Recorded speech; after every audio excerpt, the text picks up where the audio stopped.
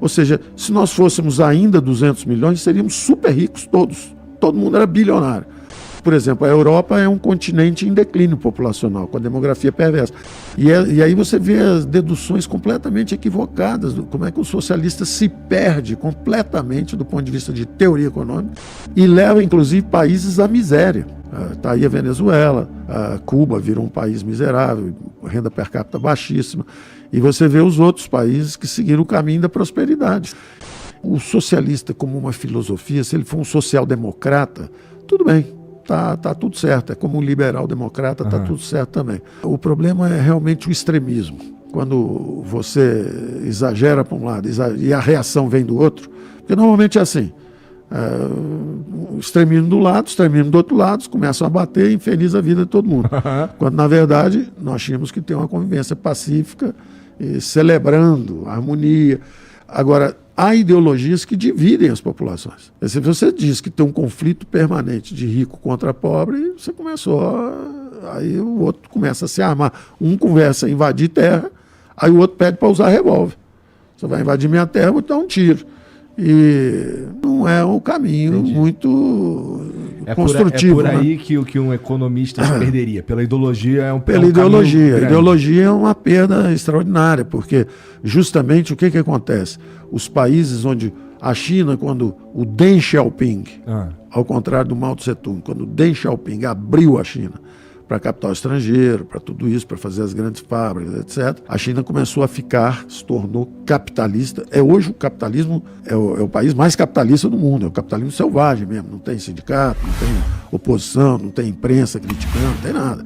É capitalismo pau puro, 5.0. Só que é uma sociedade politicamente fechada. Mas o que acontece? Quando tem acumulação de capital, nos últimos 30, 40 anos, foi a maior escape à miséria que a humanidade já executou. São quase 4 bilhões de seres humanos. Na verdade, não é só a China. É a China, é o Paquistão, é a Indonésia, é a Índia.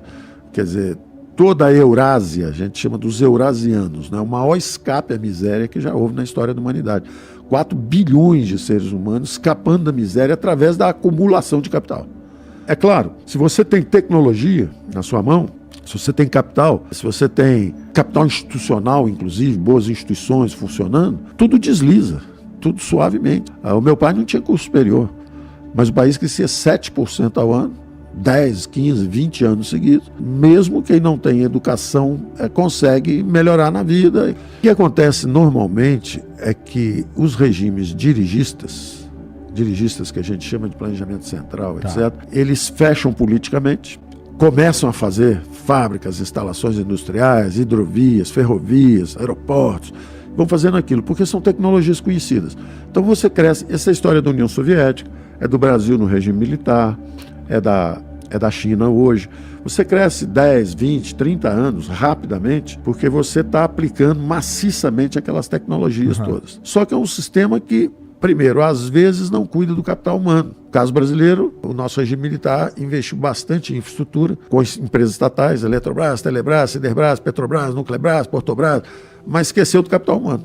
Educação, saúde, saneamento, esqueceu.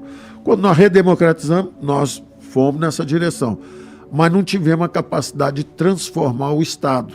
Justamente o Estado fazer o seguinte: em vez de fazer chapa de aço com prejuízo, privatiza e usa os recursos na educação, na saúde, no saneamento, vai na outra direção. Nós ficamos prisioneiros, nós não conseguimos fazer essa transição até hoje, ela é uma transição ainda incompleta.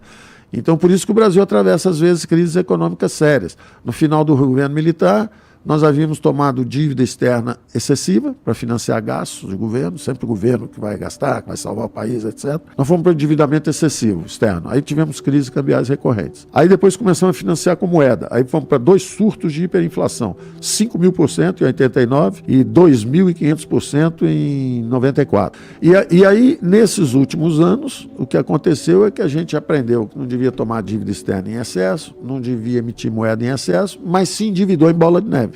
Isso acontece com os países que acham que é o governo que vai resolver tudo. Aí você se endivida em bola de neve.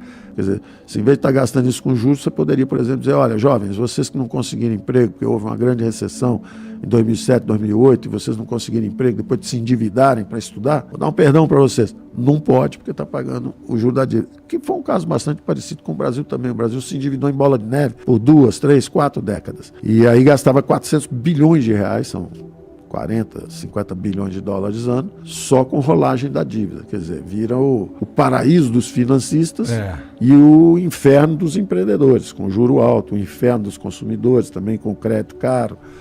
Então, as ciências econômicas te ajudam a manobrar nesse espaço, entender o que você pode fazer, que é legítimo, as legítimas aspirações sociais de uma democracia emergente. O Brasil quer reduzir a desigualdade, o Brasil quer investir em igualdades de oportunidades educacionais, o Brasil quer resolver o problema de saneamento, tudo certo. Agora, você precisa ter eficiência, gerir bem os recursos, senão você, a pretexto de ajudar a turma do lado de cá, você acaba tornando a vida deles um inferno. Que é o que aconteceu com Venezuela, com a Argentina, com esses países que não souberam ter uma boa gestão. Você realmente só consegue avançar se você tiver críticas que estejam à altura também do seu conhecimento. Porque você aprende.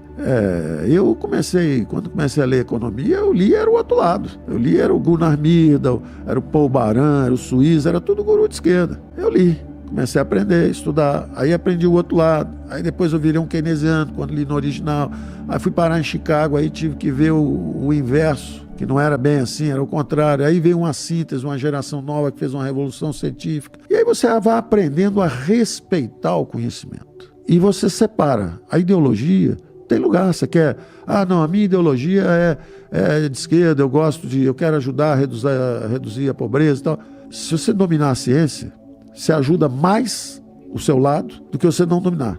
Se você não dominar, você vai fazer muita merda, não é pouca merda. E fazendo muita merda, você perde a próxima. Entendeu? Então, mesmo se você quiser ir para um lado ou para o outro, usa a teoria econômica, usa a ciência. Ciência é forte, ela é testada.